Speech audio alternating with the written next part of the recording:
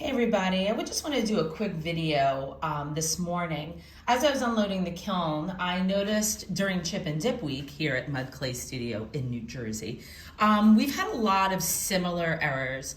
We've had a lot of these stress fractures that happen in exactly the same spot each time. So I wanted to kind of give you a little quick discussion and explanation as to why that is. When we're making a chip and dip, in theory, what it is a double walled pot. So we start by something super flat, and then we open it up halfway. We create the dip, and then we open up in this about 2/3 in, and we open up the chip part of it. Now, what we have to keep in mind is thickness and thinness. So right in here, you're gonna notice that the clay is super thick.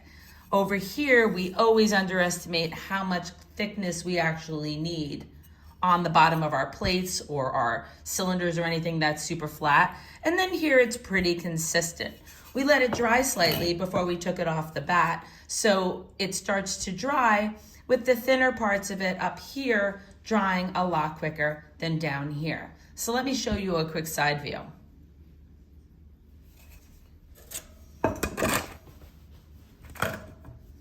So when we're building our chip and dip,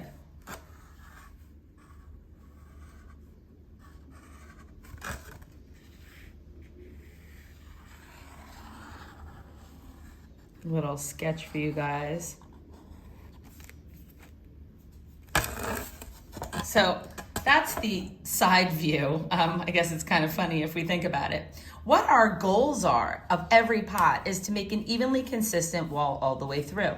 So our dip is a small bowl and our chip is a wider bowl. But what the important part is this spot right here. Very often when you see things with with a stress fracture crack, you're gonna more likely see something that does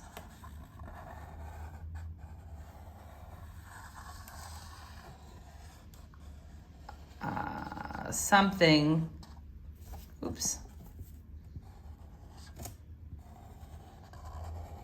that more likely is going to look like this.